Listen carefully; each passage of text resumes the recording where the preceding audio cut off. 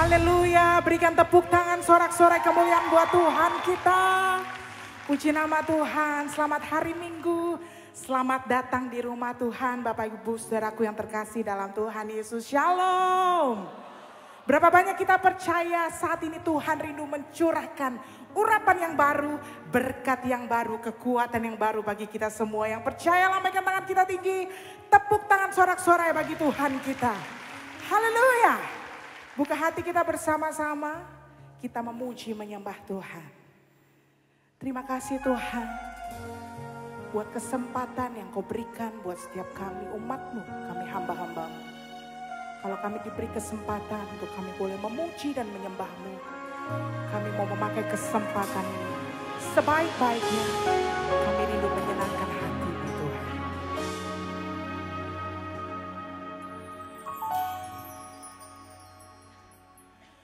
Sungguh besar setiamu, Kau nyatakan bagiku. Kau Bapa yang selalu mengerti isi hatiku.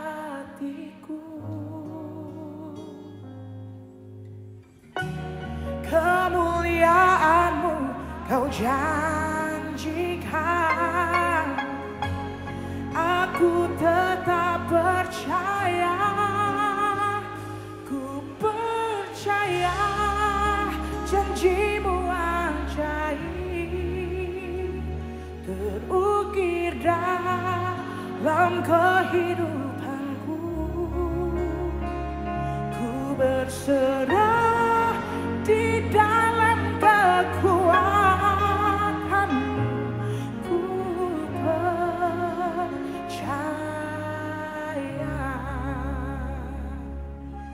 Yang percaya berikan tepuk tangan kemuliaan buat Allah kita yang besar. Nyanyi bersama. Sungguh besar setiamu, Kau nyatakan bagiku. Kau Bapa yang mengerti, Kau Bapa yang selalu mengerti isi hatiku. Kemuliaan-Mu Kau janjikan,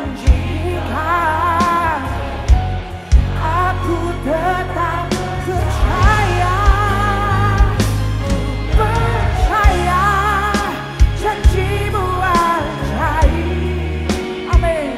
Terukir dalam kehidupanku. Ku berserah di dalam kekuatan, hanya Kau segalanya bagi. Kami percaya, ku percaya janji-Mu ajaib terukir dalam kehidupan. Kami berserah Tuhan di dalam kekuatan-Mu, ku percaya. Bangkit berdiri bersama dalam hadirat Tuhan, saudaraku. Katakan, tak akan ku takut, tak akan ku dapat. Kaulah imanku, Kaulah Tuhanku. Tak akan ku ragukan kebaikan-Mu di hidupku. Ku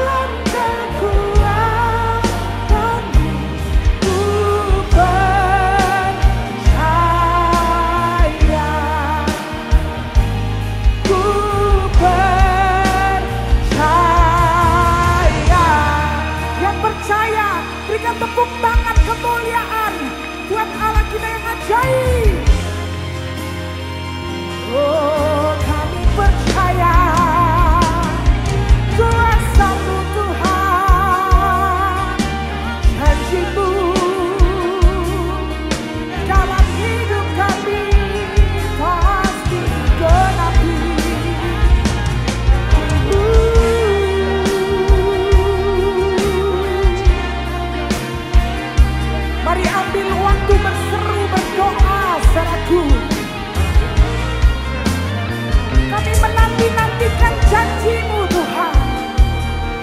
Yesus, kami percaya, kami berserah pada kuasa-Mu Tuhan. Kami sembah Engkau seumur hidupku, segenap hatiku memuliakan-Mu Tuhan. Haleluya. Sembah Dia dalam roh dan kebenaran, sebab Dia Allah yang berdaulat atas hidup kita. Yesus,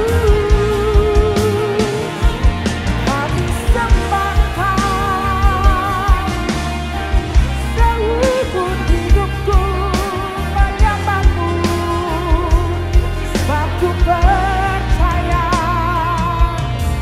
kuasa-Mu Tuhan. Kau tak pernah gagal, janji-Mu ya dan amin pasti digenapi. Kami percaya Tuhan, ketika kami berserah, ketika kami tidak mengandalkan kekuatan kami, Engkau bekerja, Engkau turun tangan untuk setiap kami. Janji-Mu pasti terjadi dan digenapi atas hidup setiap kami. Terpujilah nama-Mu, kekal sampai selama-lamanya. Di dalam nama Tuhan Yesus yang percaya dan siap bersuka cita, mari bersama kita berkata, amin. Tepuk tangan yang meriah buat Tuhan kita. Haleluya. Mari bersuka cita bersama saudaraku, sebab kita punya Tuhan yang baik. Amin. Katakan, kecaplah dan lihatlah betapa baiknya Tuhan hidup. Rasakan dan nikmati kasih setia Tuhan. Kecaplah, kecaplah dan lihatlah betapa baiknya Tuhan hidup. Rasakan dan nikmati kasih setia Tuhan. Syukur, syukur bagi-Mu Tuhan. Segala hormat bagi-Mu Tuhan. Allah yang mengasihiku, Allah yang memeliharaku selamanya. Haleluya. Dia mengasihi kita. Amin. Yesus. Hati kami bersyukur Tuhan. Nyanyi bersama. Kecaplah dan lihatlah betapa baiknya Tuhan hidup. Rasakan dan nikmati kasih setia Tuhan. Kasih setia Tuhan. Syukur bagi-Mu Tuhan. Segala hormat bagi-Mu Tuhan. Allah yang mengasihi, Allah yang memeliharaku. Ku naikkan syukur, syukur bagi-Mu Tuhan. Segala hormat bagi-Mu Tuhan. Allah yang mengasihiku, Allah yang memeliharaku selamanya. Dia menyambut setiap kita saat ini. Engkau dikasihi, engkau dipelihara oleh Tuhan, tidak pernah ditinggalkan sendiri. Amin. Hati kami bersyukur, memuji, meninggikan Engkau, sebab kasih-Mu sempurna hati kami Tuhan. Katakan, syukur. Sambil tepuk tangan di atas sama-sama saudaraku. Segala hormat bagi-Mu Tuhan. Allah yang mengasihiku, Allah yang memeliharaku.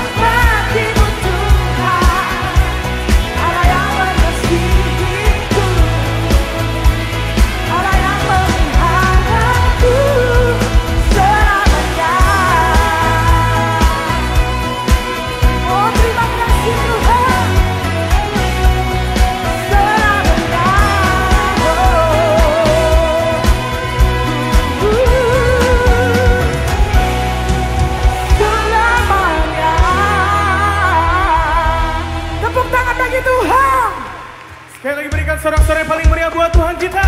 Haleluya.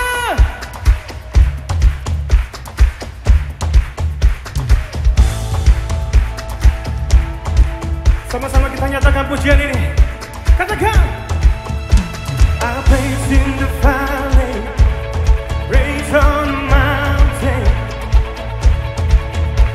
I praise when I'm sure, praise when I'm doubting. I praise when I'm numbered, praise when surrounded. 'Cause praise is the waters my enemies drowning. Sama-sama nyatakan pujian ini. As long as I'm breathing, I got the reason to praise the Lord, oh my soul. I gotta praise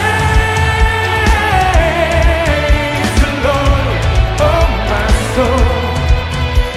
I praise when I feel it, I praise when I don't. I praise 'cause I know you're still in control. My praise is the weapon, it's more than a sound. My praise is the shout that brings Jericho down. What is the way? Come on. As long as I'm breathing, I got a reason to praise the Lord, oh my soul. Praise the Lord, praise the Lord, oh my soul. I won't be quiet, I won't be quiet. My God is alive. How could I keep it inside? I gotta praise the Lord, oh my soul. Sama-sama satu tepuk tangan.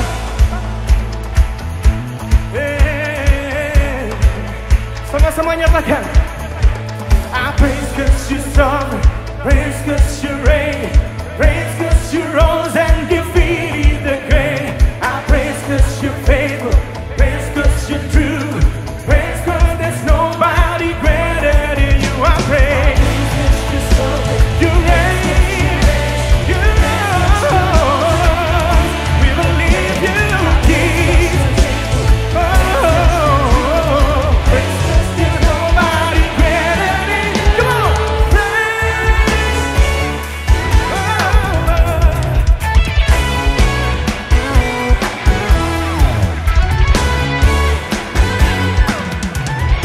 Yang percaya boleh sama-sama nyatakan lebih lagi. Praise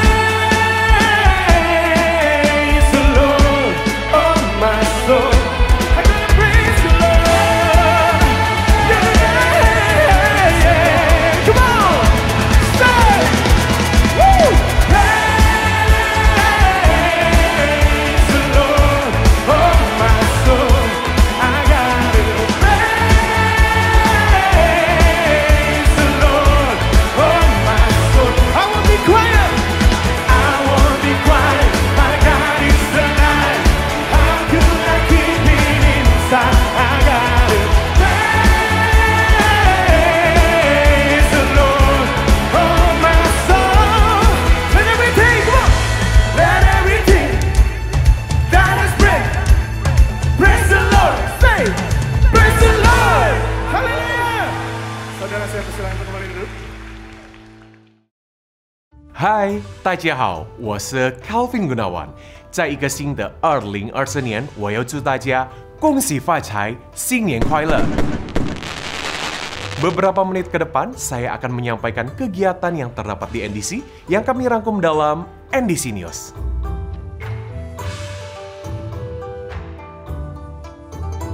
Gunakan aplikasi NDC untuk mengetahui jadwal ibadah di NDC. Ikuti Revival Night setiap Senin, Rabu, dan Jumat pukul 20 di YouTube channel NDC. Renungkanlah firman Tuhan melalui Revive dan Revive Talks yang tersedia di platform media sosial dan aplikasi NDC. NDC Women Kamis 15 Februari pukul 10.30 bertempat di NDC Living Word. Saudara akan dilayani oleh Ibu Charlotte Priyatna. Persepuluhan dan persembahan dapat diberikan dengan melakukan scan kode kris NDC menggunakan beberapa aplikasi berikut ini. Dapat juga diberikan melalui kotak persembahan, melalui transfer bank ke rekening BCA, menggunakan mesin EDC BCA yang terdapat di counter, atau melalui website dan aplikasi NDC di menu giving. Mari bawa persembahan kita kepada Tuhan dengan hati yang bersyukur. Perkembangan pembangunan NDC PIK 2. Terima kasih atas dukungan jemaat sehingga kita dapat terus membangun. Saudara dapat berpartisipasi dalam pembangunan NDC PIK 2 dalam bentuk barang atau dana. Dukungan dapat diberikan melalui rekening BCA atau melalui aplikasi NDC pada banner Janji Iman. Dan laporan keuangan tersedia pada TV signage di area lobi. Ibadah senior setiap hari Minggu akan diadakan di NDC Greenfield pada pukul 9.30. Ibadah perdana diadakan pada Minggu 18 Februari dan akan dilayani oleh Pastor Novandri Sukmawan.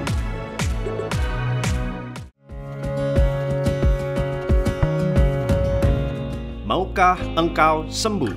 Ikuti Encounter Night yang diadakan pada Rabu 21 Februari pukul 19 di NDC Living World. Firman Tuhan dilayani oleh Pastor Josia Abdi Saputra dan performance bersama NDC Worship.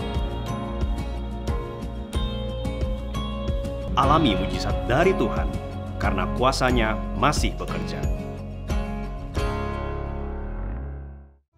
NDC membuka pendaftaran untuk audisi pemusik dan worship leader.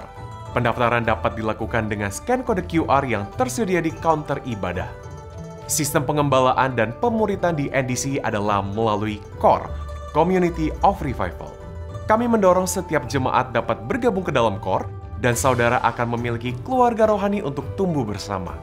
Hubungi counter ibadah atau daftarkan diri Anda melalui aplikasi NDC di menu Join Core. Untuk mendapatkan foto-foto ibadah di NDC, saudara dapat follow akun Instagram NDC Lenses. Berikut hotline NDC yang dapat dihubungi jika saudara membutuhkan pelayanan dari gereja. Kami segera menghubungi dan melayani saudara. Sekian NDC News yang dapat kami sampaikan. Terima kasih atas perhatian Anda dan Tuhan Yesus memberkati.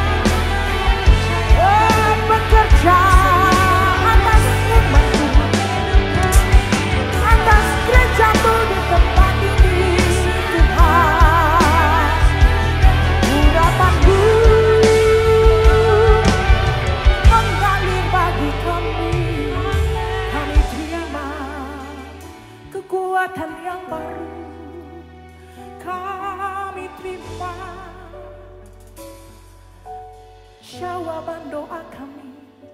Terima kasih Yesus, terima kasih Tuhan. Ya kami percaya kuasa-Mu. Mari yang percaya dengan iman katakan, Tuhan ku percaya kuasa-Mu Tuhan. Kuasa-Mu sempurna. Amin. Saat ku berdoa, kuasa-Mu Tuhan ku percaya, Tuhan ku percaya, kuasa-Mu sempurna.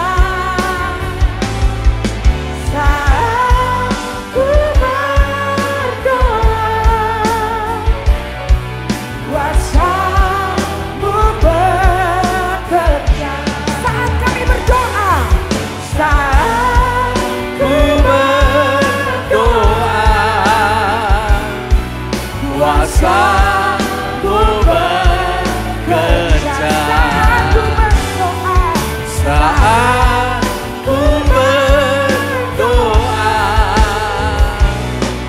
kuasa-Mu bekerja. Haleluya, haleluya, haleluya. Terpuji nama-Mu Tuhan kekal selama-lamanya. Tuhan yang hebat, Tuhan yang dahsyat, Tuhan yang luar biasa. Yang kami panggil nama-Mu adalah Yesus Kristus, Juru Selamat kami, penebus kami yang hidup. Tuhan yang telah hadir di tengah-tengah kami. Kami meninggikan, memuliakan Engkau dalam ibadah ini. Kami buka hati kami sekarang. Kami mau terima firman Tuhan melalui khotbah Alkitab yang akan hamba-Mu sampaikan. Berbicaralah kepada kami, hati kami siap menerimanya. Dalam nama Tuhan Yesus yang percaya katakan, amin, amin, amin, amin. Silahkan duduk kembali. Shalom. Senang berjumpa kembali dengan Bapak Ibu di tahun yang baru ini. Di ibadah kedua ini saya akan berkhotbah tentang barak pahlawan iman tanpa penghormatan. Kita buka bersama-sama Hakim-Hakim pasal 4 ayat 1 sampai dengan ayat 10. Hakim-Hakim pasal 4 ayat 1 sampai dengan ayat 10. Kita tidak akan membaca 10 ayat ini, saya akan menjelaskannya saja kepada saudara secara singkat. Hakim-Hakim pasal 4 ini terjadi kurang lebih tahun 1100 sebelum Masehi. Pada waktu itu orang Israel menurut ayat 2 Tuhan serahkan kepada orang Kanaan yang rajanya adalah Yabin dan panglima perangnya adalah Sisera. Dan Tuhan menyerahkan orang Israel ke dalam tangan orang Kanaan karena mereka telah berpaling dari Tuhan. Lalu ayat 4 berkata pada waktu itu yang menjadi hakim di Israel itu adalah Deborah. Hakim perempuan, satu-satunya hakim perempuan. Biasanya yang menjadi hakim itu adalah laki-laki. Simson, Gideon, Yefta, dan lain-lain itu adalah laki-laki. Tapi Deborah adalah hakim perempuan satu-satunya di Israel. Selain hakim, dia juga adalah seorang nabiyah. Nabi perempuan yang menyampaikan firman Tuhan kepada orang Israel. Lalu ayat 6 berkata satu hari Deborah ini memanggil Barak dan menyampaikan firman Tuhan kepada Barak. Tuhan perintahkan kepada Barak, dia harus pergi ke Gunung Tabor bawa 10.000 orang Israel. Untuk apa? Untuk melawan orang Kanaan. Lalu kemudian ayat 8, Barak meminta kepada Deborah supaya Deborah ikut bersama dia masuk di dalam peperangan ini. Ayat 9, kata Deborah, baik, aku turut, hanya engkau tidak akan mendapatkan kehormatan dalam perjalanan yang engkau lakukan ini. Sebab Tuhan akan menyerahkan Sisera ke dalam tangan seorang perempuan. Jadi yang membunuh Sisera, panglima perang daripada orang Kanaan ternyata bukanlah si Barak, tetapi adalah seorang ibu rumah tangga, istrinya Yael. Hidup ibu rumah tangga. Wah, kurang pede ini ibu-ibu ini. Nah, saudara, itu ringkasan dari 10 ayat yang saya jelaskan kepada saudara-saudara. Nah, ada beberapa ayat yang penting yang saya mau bagikan kepada saudara-saudara. Dan dari ayat ini kita akan mendapatkan banyak kebenaran-kebenaran yang indah tentang iman yang saya mau bagikan kepada saudara. Coba kita perhatikan. Hakim-Hakim pasal 4 ayat 6 dan 7. Kita baca bersama-sama dua ayat ini. 2, 3. Ia menyuruh memanggil Barak bin Abinoam dari Kades di daerah Naftali. Lalu berkata kepadanya, bukankah Tuhan Allah Israel memerintahkan demikian? Majulah, bergeraklah menuju Gunung Tabor dengan membawa 10.000 orang Bani Naftali dan Bani Sebulun bersama-sama dengan engkau. Ayat 7, dan aku akan menggerakkan Sisera, panglima tentara Yabing, dengan kereta-kereta tentaranya dan pasukan-pasukannya menuju engkau ke sungai Kison. Dan aku akan menyerahkan dia ke dalam tanganmu. Perhatikan kalimat terakhir, aku akan menyerahkan dia ke dalam tanganmu. Intinya dua ayat ini adalah Tuhan perintahkan kepada Barak untuk membawa 10.000 orang Israel untuk bisa melawan orang Kanaan. Panglimanya adalah Sisera dengan sebuah janji bahwa Tuhan akan memberikan kemenangan kepada Barak dengan menyerahkan panglima perang Kanaan Sisera ke dalam tangannya. Nah, bagaimana responnya Barak ketika menerima perintah dan sekaligus janji kemenangan dari Tuhan? Ayat 8 berkata begini, Hakim-Hakim pasal 4 ayat 8. Jawab Barak kepada Deborah, jika engkau turut maju, aku pun maju. Tetapi jika engkau tidak turut maju, aku pun tidak maju. Dari ayat ini banyak yang menafsirkan bahwa Barak takut untuk maju. Makanya dia mengajak Deborah. Dan juga kenapa dia takut maju? Karena rupanya dia kurang percaya kepada janji kemenangan yang Tuhan sudah berikan kepada dia. Apakah betul tafsiran ini? Kalau kita membaca Ibrani pasalnya yang ke-11, Ibrani pasal 11 ini adalah berisi daftar saksi iman, pahlawan-pahlawan iman, tokoh-tokoh iman.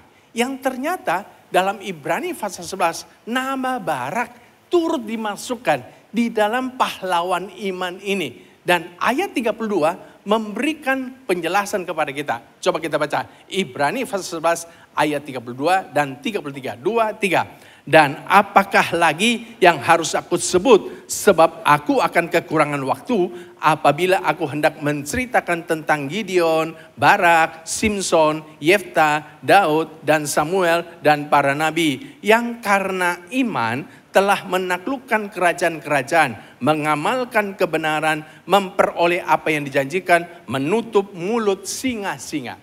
Dari ayat ini ternyata membantah tafsiran bahwa Barak ini tidak percaya kepada janji kemenangan Tuhan. Ayat ini juga ingin membantah bahwa Barak itu takut untuk maju dalam peperangan. Karena ayat ini menyampaikan kepada kita, ternyata Barak itu adalah seorang yang beriman kepada Tuhan. Yang karena imannya telah menaklukkan kerajaan-kerajaan, mengamalkan kebenaran, memperoleh apa yang dijanjikan, menutup mulut singa-singa. Jadi sudah lihat, ternyata Barak ini adalah seorang yang percaya sama Tuhan. Dengan demikian, waktu dia mengajak Deborah ikut bersama dia masuk dalam peperangan, bukan karena dia takut. Juga bukan karena dia tidak percaya kepada janji kemenangan dari Tuhan. Lalu karena apa? Nah, inilah yang saya mau bagikan kepada saudara-saudara. Saudara silakan, saudara kencangkan ikat pinggang saudara. Karena penerbangan kita akan segera dimulai. Lalu dari Barak kita belajar. Yang pertama, untuk bijaksana dalam bertindak. Jadi Barak bukan karena tidak percaya, tidak beriman kepada janji Tuhan. Tapi dia mau bertindak hati-hati, bertindak bijaksana. Orang yang beriman kepada Tuhan, maka dia akan selalu bertindak dengan bijaksana. Saudara, dan orang yang bertindak dengan bijaksana, dia selalu hati-hati dalam bertindak, hati-hati dalam melangkah. Barak tidak mau seperti kebanyakan orang Kristen akhir zaman yang ketika mendengar khotbah tentang iman, lalu dia begitu bersemangat dalam iman, kemudian dia mengambil sebuah langkah iman yang kemudian agak ceroboh, kerasa gerusu, tindakannya kadang-kadang tidak hati-hati, sehingga kemudian banyak yang jatuh ke dalam berbagai-bagai pencobaan. Saya kasih contoh. Beberapa tahun yang lalu sebelum pandemi, Jakarta dihebohkan dengan ada kasus robot training, investasi bodong. Beberapa diantaranya seperti Binomo, Kotex, Net 98, ATJ, dan lain-lain masih banyak lagi. Yang kemudian terbongkar kasus-kasus ini. Nah, ada seorang jemaat kami, seorang pengusaha, ketika ditawarkan masuk ke dalam investasi ini, dia merasa sangat percaya bahwa Tuhan itu akan memberkati dia lewat penanaman modal dalam investasi ini. Nah, waktu itu saya sudah kasih kepada dia warning, hati-hati Pak, coba selidiki dulu ya, itu investasinya, perusahaannya itu dari mana, apakah sudah terdaftar di OJK dan bla bla bla. Saya kasih nasihat. Tapi dia bilang sama saya yakin Pak, saya akan melangkah dengan iman. Dan saya percaya melalui investasi ini Tuhan akan berkati saya berlimpah-limpah. Ya udah, dia semangat dalam iman. Dan akhirnya benar-benar kejeblos. Kenapa? Karena dia menanamkan uangnya miliaran. Bukan hanya uang pribadinya, tetapi juga uang dari keluarganya ikut ditanamkan masuk. Dan akhirnya benar-benar jeblok. Jadi saudara, orang yang beriman itu bukan berarti dia itu sembarangan bertindak. Orang yang beriman itu jangan karena atas nama melangkah dengan iman, lalu kemudian tidak lagi memikirkan matang-matang semua tindakan yang diambil. Nah, Barak tidak mau seperti itu. Dia mau bijaksana dalam bertindak. Amsal 13 ayat 16 berkata begini, orang bijaksana berpikir dahulu sebelum bertindak. Orang bodoh mengobralkan kebodohannya. Orang yang bijaksana dia bukan hanya hati-hati dalam melangkah, tapi dia juga pikir dulu sebelum dia bertindak. Pikir dulu sebelum dia ngomong. Pikir dulu sebelum dia kirim WA. Dia pikir dulu sebelum dia upload kontennya. Dia pikir dulu, apakah kalau saya upload konten ke media sosialku, ini konten berguna enggak? Membangun iman enggak? Atau apakah konten ini menyinggung sara enggak? Jadi dia pikir dulu. Kalau dia share WA, apakah WA ini membangun orang enggak? Apakah WA ini tidak menyinggung orang enggak? Dia pikir dulu. Dia pikir dulu sebelum dia bertindak. Banyak kali kita ini seperti orang bodoh yang mengobralkan kebodohan kita. Kita nggak pikir panjang. Pokoknya kita share saja WA. Pokoknya kita upload saja konten. Pokoknya kita melangkah saja urusan belakangan. Yang penting ngomong saja. Yang terjadi biar nanti kita urus. Ini kan orang bodoh. Sekali lagi, orang yang beriman, dia selalu bijaksana dalam bertindak. Bijaksana juga artinya kita pikir dulu.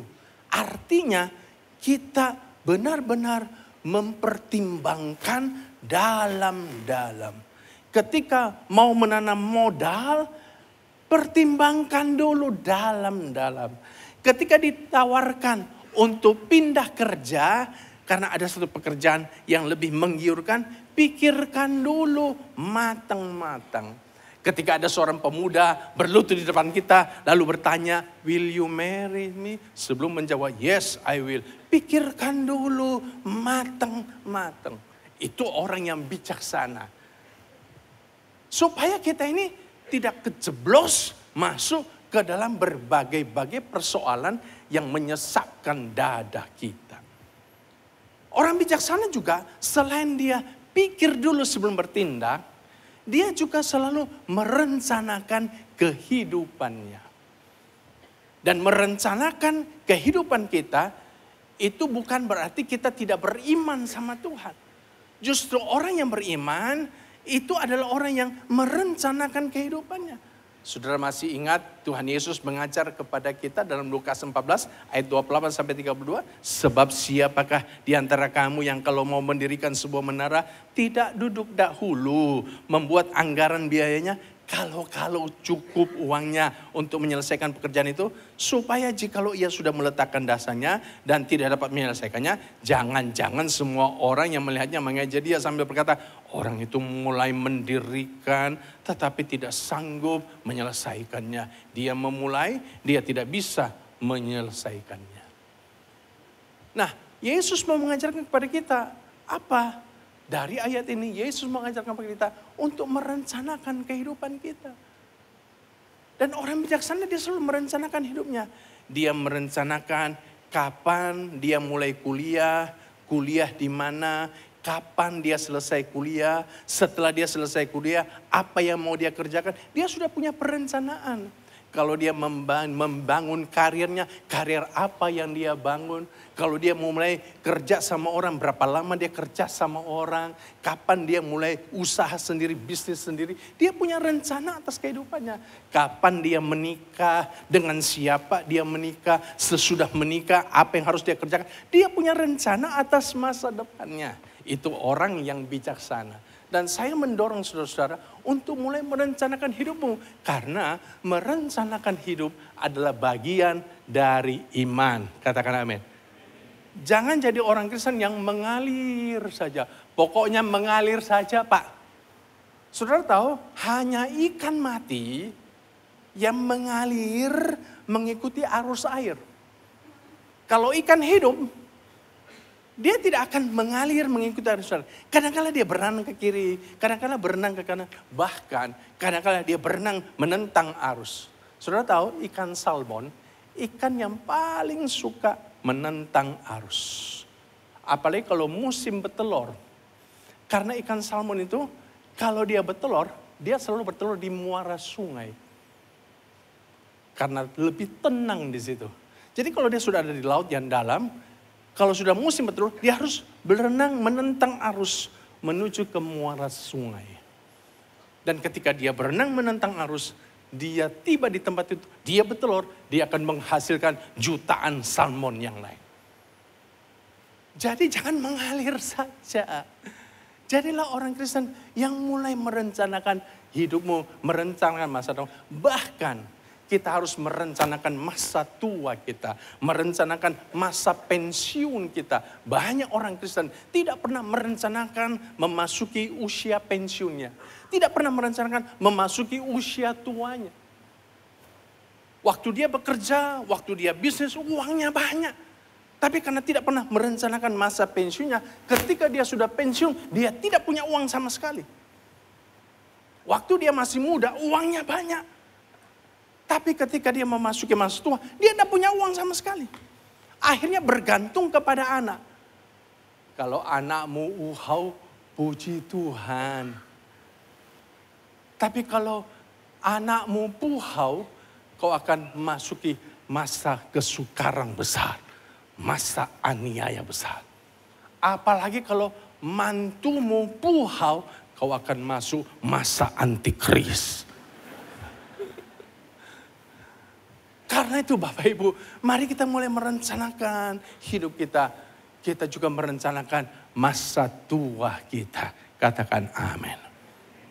Supaya waktu kita masa tua, kita tidak memberatkan anak kita. Kita tetap bisa mandiri. Pernah dengar cerita di Singapura, ada seorang pengusaha yang kemudian mewariskan semua usaha bisnisnya, apartemennya kepada anak tunggalnya. Dan ketika semuanya sudah dikasih kepada anak tunggalnya, anak tunggalnya kemudian menelantarkan dia, mengusir dia. Sehingga dia hidup terlantar pada masa tua. Dan kasus ini sampai ke telinganya Lee Kuan Yew, Perdana Menteri Singapura pada waktu itu. Dan Lee Kuan Yew marah besar. Dia turut campur dan dia selesaikan kasus ini. Dan semua hartanya dikembalikan kepada orang tua ini. Kasus ini mengajarkan kepada kita satu hal yang penting Bapak Ibu. Dengarkan saya Bapak Ibu. Sebelum kau meninggal, jangan dulu bagi-bagi hartamu kepada anak-anakmu. Hartamu itu nanti diwariskan setelah kau mati. Jangan waktu kau masih hidup. Setelah kau mati, istrimu mati, barulah anak-anak mewariskan kekayaanmu. Karena itu selama kita masih hidup, kita bikin surat warisan. Datang ke notaris. Supaya apa? Supaya nanti kalau kita sudah meninggal, anak-anak kita tidak ribut berebut warisan. Ini namanya orang yang bijaksana. Jadi Barak mengajarkan kepada kita harus bijaksana dalam bertindak. Yang kedua, kenapa Barak ini mengajak si Deborah? Deborah ini kan bukan ahli perang. Dia nggak jago strategi perang. Tapi kenapa si Barak mengajak si Deborah? Saudara ingat baik-baik ya. Deborah ini adalah nabi Tuhan. Dia sudah biasa mendapat firman Tuhan dan menyampaikannya kepada orang Israel. Dan Deborah ini bukan nabi kaleng-kaleng. Ini nabi paten ini. Ini asli nih, original ini. Tidak seperti banyak pendeta sekarang yang ngaku-ngaku nabi. Dia ini bukan ngaku-ngaku nabi. Ini asli, nabi asli. Nah, kenapa ini si Barak minta supaya Deborah ikut bersama dia masuk dalam peperangan? Karena Barak ini membutuhkan pimpinan Tuhan, petunjuk Tuhan lewat firman Tuhan yang disampaikan oleh Deborah. Dan ini pelajaran kedua yang mau diajarkan kepada kita. Bahwa pimpinan Tuhan itu adalah yang utama. Kalau saudara belajar Alkitab, maka nabi itu peranannya sangat penting dalam kehidupan orang Israel. Kalau mereka mau perang, kalau nabi bilang maju, mereka akan maju. Tapi kalau nabinya bilang mundur, mereka akan mundur. Jadi apa yang disampaikan nabi itu adalah suara Tuhan. Nah makanya ini Barak sangat membutuhkan pimpinan Tuhan, petunjuk Tuhan, suara Tuhan. Supaya dia bisa menang di dalam peperangan. Bapak Ibu, kita harus belajar seperti Barak. Untuk selalu meminta petunjuk Tuhan. Karena pimpinan Tuhan itu sangat utama dalam hidup kita. Saudara boleh cerdas. Saudara boleh punya banyak pengalaman. Tapi kalau saudara tidak dipimpin oleh Tuhan, maka semua usahamu akan sia-sia. Betapa pentingnya kita dipimpin oleh Tuhan. Katakan amin. Nah, pada masa dulu, orang Israel pada waktu mereka ada di padang gurun, mereka kan dipimpin oleh tiang awan, tiang api. Kalau tiang awan bergerak, mereka bergerak. Kalau tiang awan diam, mereka tinggal di situ. Kalau sekarang kan sudah tidak ada tiang awan, tiang api.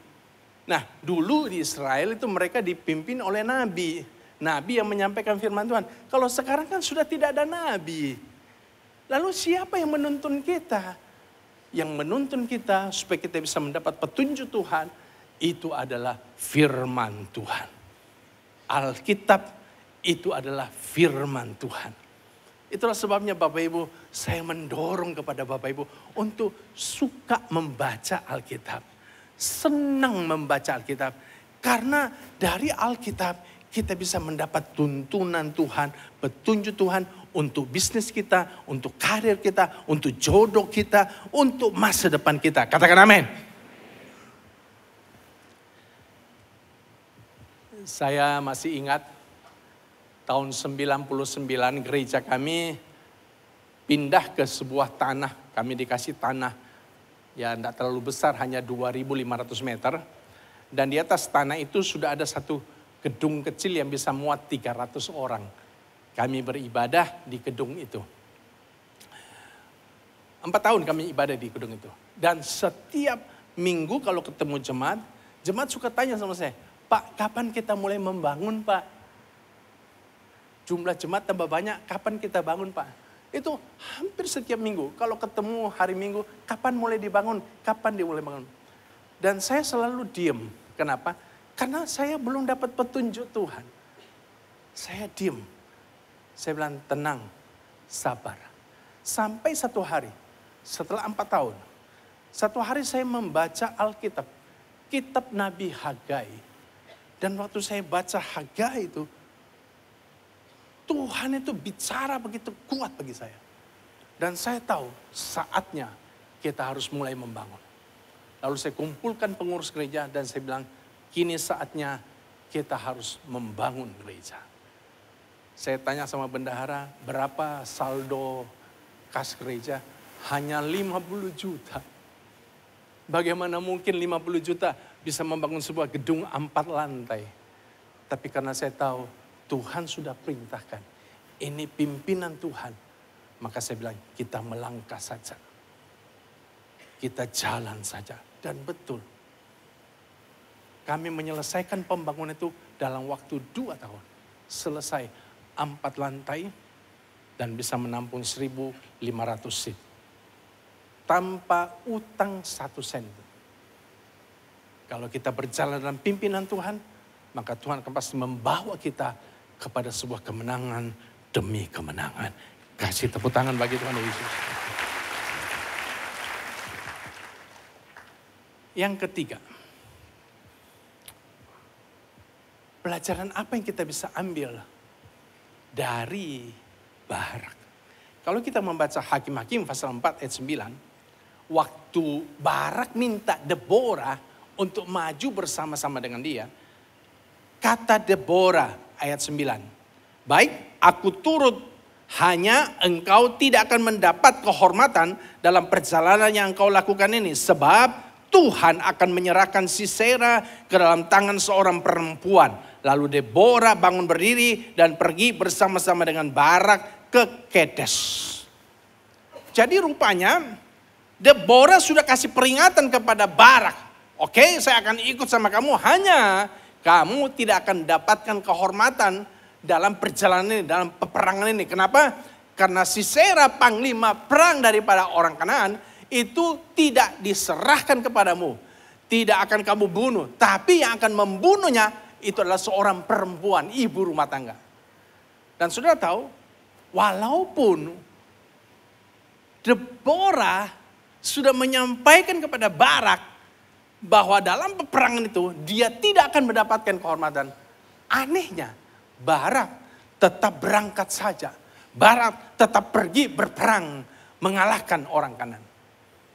Kenapa demikian? Kalau saudara kira-kira bagaimana tindakanmu? Kalau saudara dikasih tahu, oke, kamu boleh nyumbang banyak tapi kamu tidak akan dapat penghormatan dari sumbanganmu. Kira-kira masih mau nyumbang gak?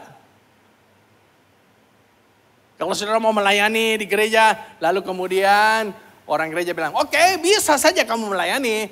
Tapi ingat ya, kamu tidak akan dihormati walaupun sudah melayani mati-matian. Pasti mikir 2 kali dong. Karena kan kita ini manusia punya kecenderungan untuk dihormati.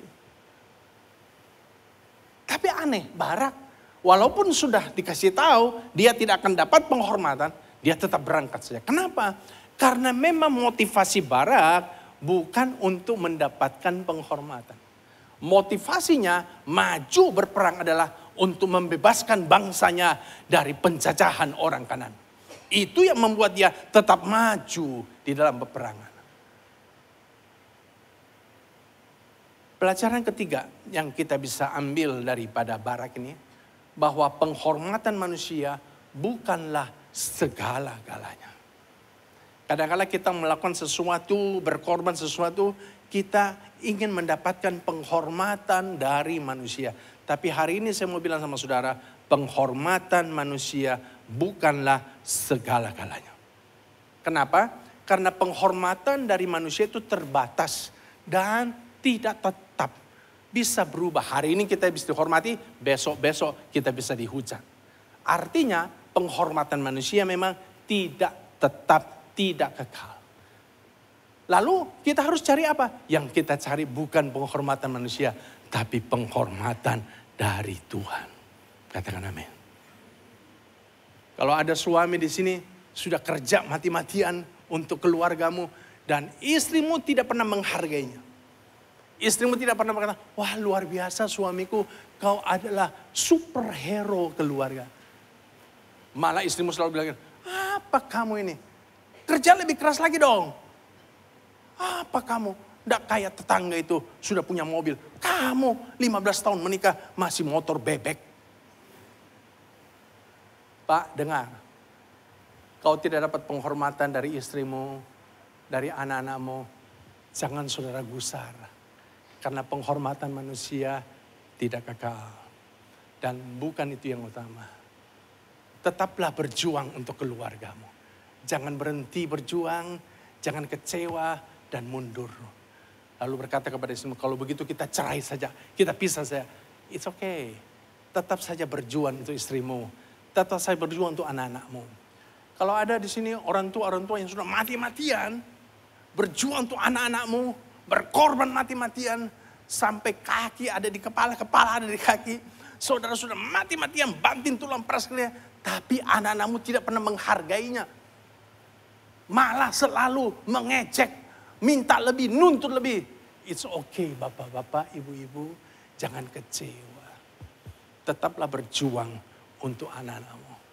Kita kadang-kala sudah melakukan sesuatu di gereja, tapi kok kelihatannya gereja kurang menghargai ya. Jemaat kurang menghargai ya. Kita udah korban tenaga, korban waktu, korban uang, kadang-kala korban perasaan.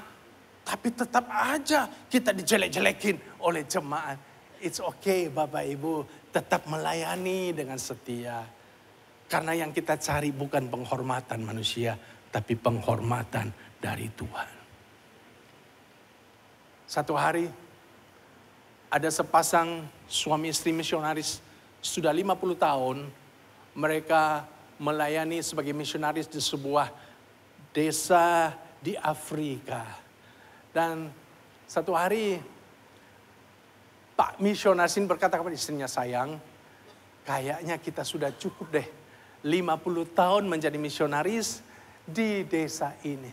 Saya kira waktunya kita pensiun, kembali ke negeri kita.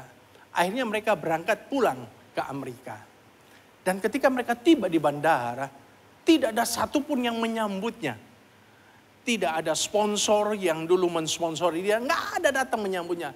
Juga tidak ada orang dari badan misi yang datang menyambutnya. Juga tidak ada jemaat yang datang menyambutnya. Juga tidak ada teman-teman yang datang menyambutnya di bandara. Jadi dia datang tiba di bandara, nggak ada, sunyi, sepi, senyap.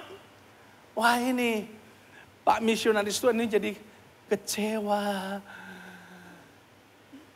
Dia kembali ke rumah, diem, tidak banyak ngomong karena begitu kecewa.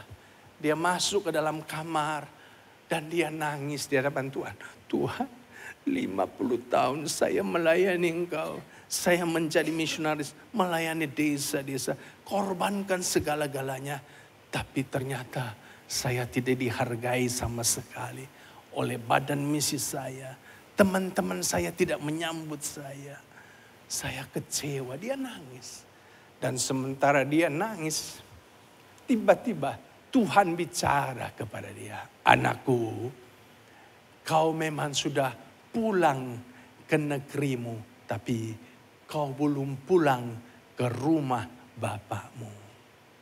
Itulah sebabnya kau belum mendapatkan penghargaan, penghormatan. Waktu dia dengar suara Tuhan itu, dia jadi sadar. Iya betul. Saya memang sudah pulang ke negeriku. Orang-orang tidak menyambutku, tidak menghargaiku. Tidak apa-apa. Karena saya belum pulang ke rumah Bapa di surga. Sebab nanti kalau saya pulang ke rumah Bapa di surga, nanti malaikat akan menyambutku. Nanti aku akan dapatkan mahkota sebagai penghormatan atas semua jerih-lelahku. Dia jadi sadar. Pak, Ibu, penghormatan manusia bukan segala-galanya. Kalau hari ini kau sudah melakukan banyak hal, berkorban banyak hal, dan belum dihargai, it's okay. Tetap tulus melayani, tetap tulus berkorban. Karena satu hari nanti, waktu kita pulang ke rumah Bapa kita, ada mahkota yang telah disediakan buat kita. Katakan amin. Kasih tepuk tangan bagi Tuhan Yesus. Saya berdoa biar Bapak Ibu bisa nangkap khotbah saya hari ini. Dan selamat menjadi pahlawan iman tanpa penghormatan. Haleluya. Kasih tepuk tangan bagi Tuhan Yesus. Mari kita mau datang kepada Tuhan.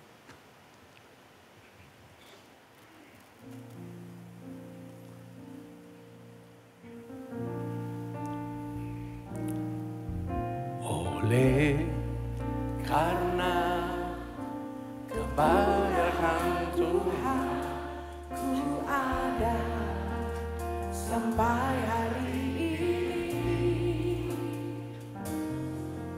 Oleh karena kebaikan Tuhan, janji-Mu terjadi bagiku. Ku sembah Kau Tuhan, ku mengangkat tanganku, selamanya Kau ajaib bagiku.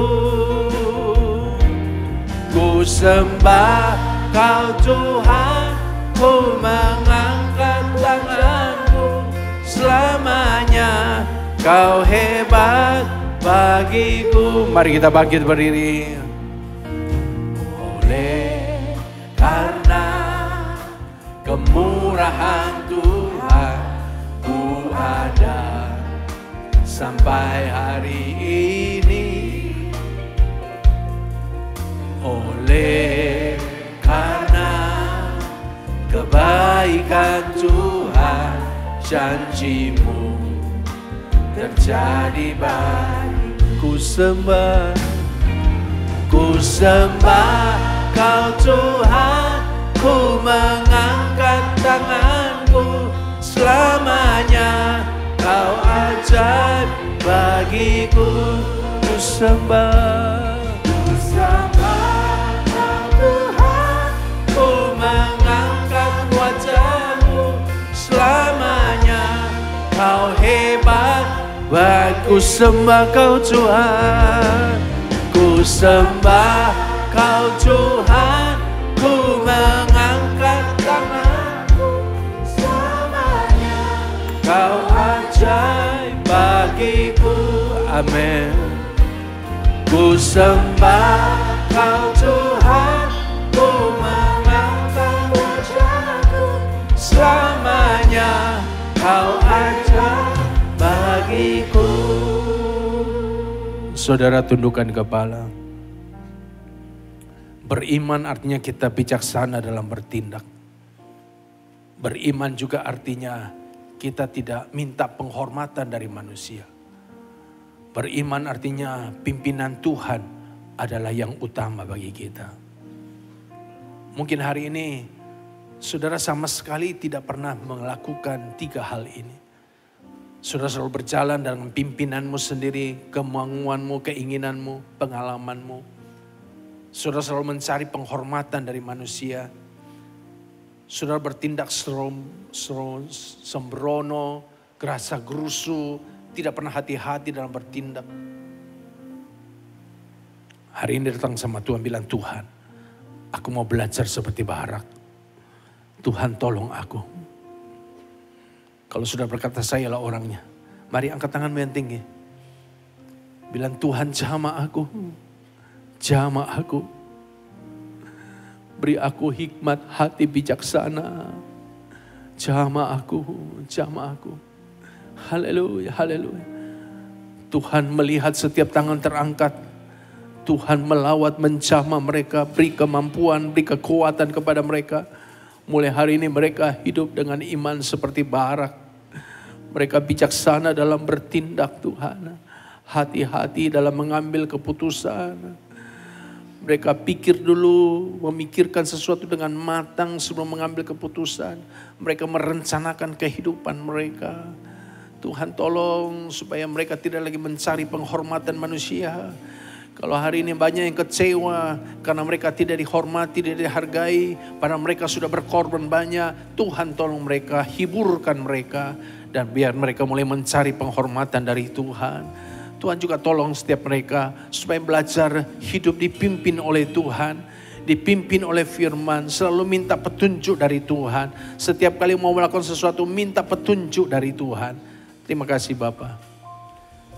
Tuhan lawat setiap tangan yang terangkat, Tuhan tolong mereka. Kami mengucap syukur untuk khotbah hari ini. Kami simpan setiap kebenaran firman dalam hati kami. Dalam nama Tuhan Yesus yang percaya katakan amin, amin, amin.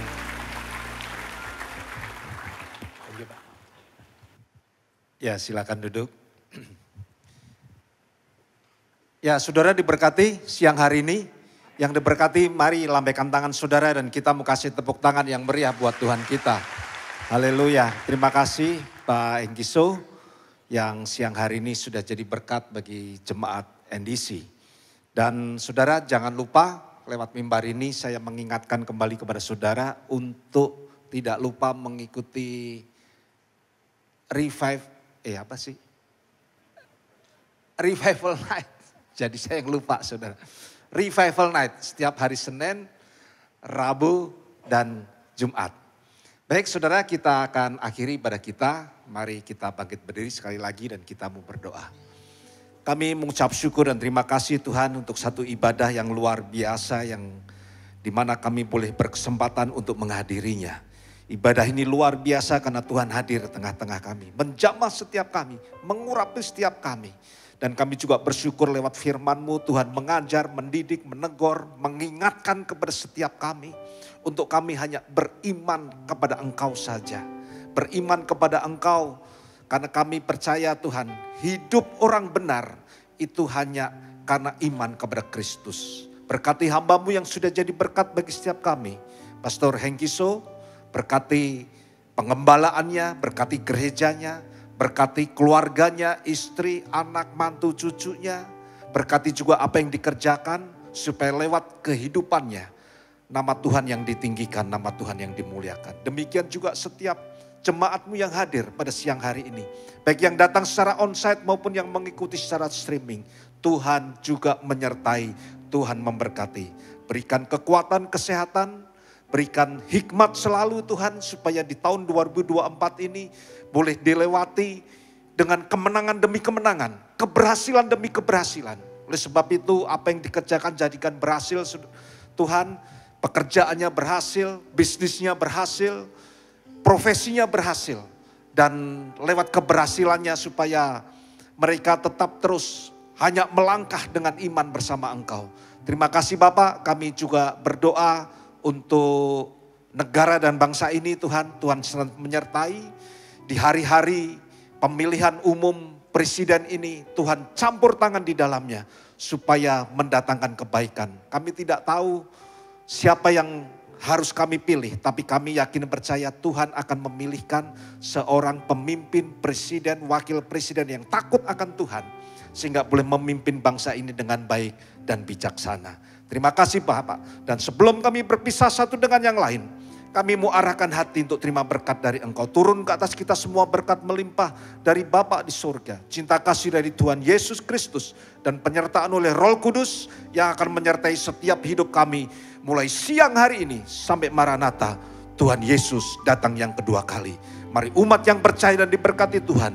Bersama-sama kita berkata, amin. Hidupku menggenapi firman-Mu. Tanda mujizat sertai tiap langkahku. Kau bersamaku di dalamku, jadi bukti kebesaran-Mu. Sunday. God bless you.